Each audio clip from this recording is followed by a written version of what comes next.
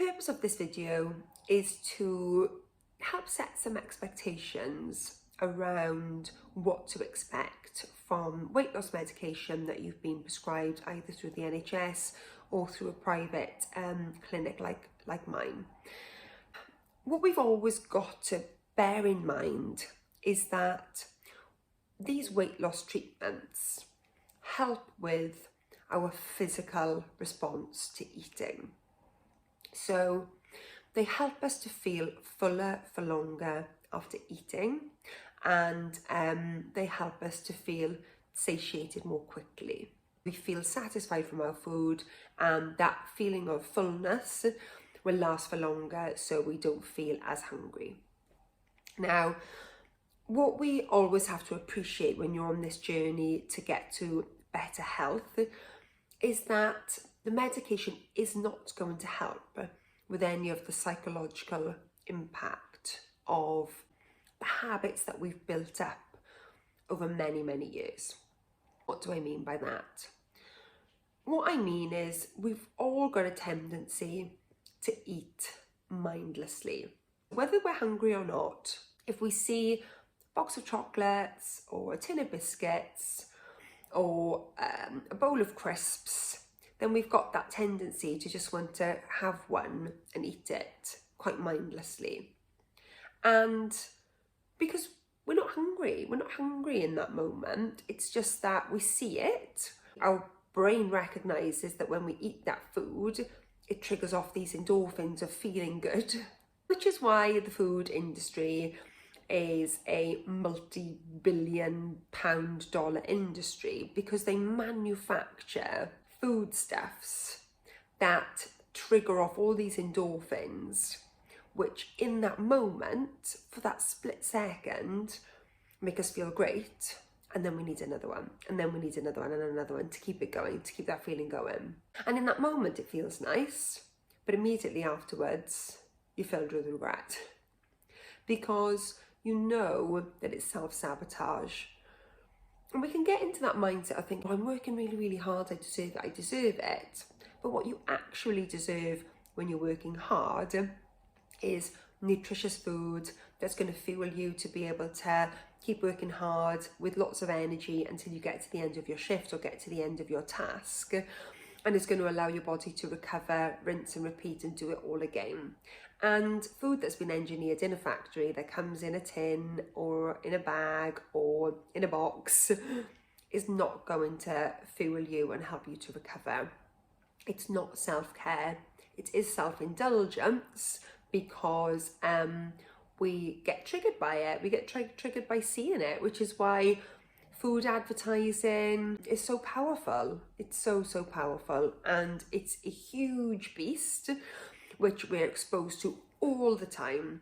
That is the hardest part of this, the fact that this obesogenic society that we live in, so a society that promotes overeating of indulgent, hyperpalatable, hedonic foods all around us all the time. And we give it as gifts, don't we? We sort of, if you're working in a hospital environment or if you're working in an office, these types of treats will be brought in as a thank you. Oh my goodness, thank you for working so hard. Have a bowl of sugary, fat-laden, processed nastiness as a sign of my gratitude for your care. It's just berserk, but it is what it is. It is what it is, and we have to have strategies in place to cope with it, because it's not about, oh, you can never ever have that ever again.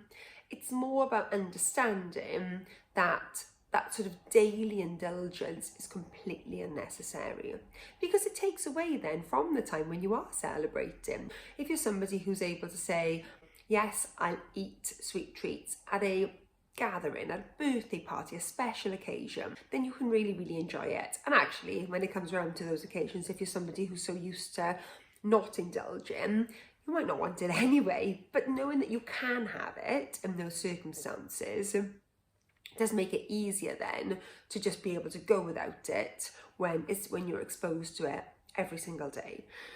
But this is 100% the biggest challenge of anyone who is attempting to move towards a healthier life, because the exposure is there all the time. And so there's ways that we can get ourselves into a mindset of, I am a healthy person, I make healthy food choices, and I make these choices every day. You have to have this in your mind all the time, all the time, and really reward yourself when you've chosen a piece of fruit or a handful of nuts or whatever healthy snacks you've brought along with you that day, to be able to say to yourself, I'm a healthy person, I'm prepared for everything that I'm going to face this day. All of the advertising, all of the temptation, say no to it and rise above it, because you know that with your goals in mind, that that those decisions are the right decisions for you. And really, in order to get to your health goals, so whatever your healthy goal is, whether it's a certain body weight or getting yourself down to a BMI that's going to allow you to have the surgery that you're expecting, whether it's just making those choices every single day to get to a place where you feel better, because it's all about how we feel. It's not about your size, it's not about the weight on the scales, it's not about your waist circumference, it's about how you feel. And if you know that you've always made the healthiest choice in front of you in that moment, then you're going to be onto a winner. But if you're constantly allowing yourself to succumb to the poor food choices, then you're going to be just driving those habits. You're just going to be fueling them every single day.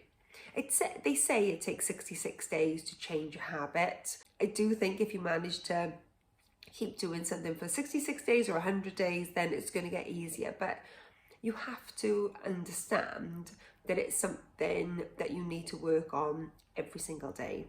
And that's mainly due to the environment that we live in.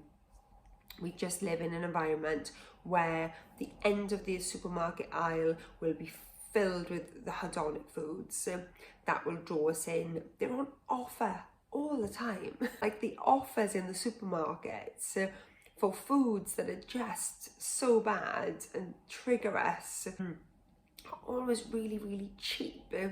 But making super nourishing food at home and just buying super nourishing food from the supermarket that's already made for you, like the fresh soups.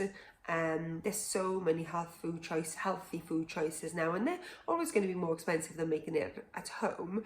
But until you get to the point in your journey where you're able to set aside time for preparing your food and doing everything from scratch, those ready to go choices are there for you.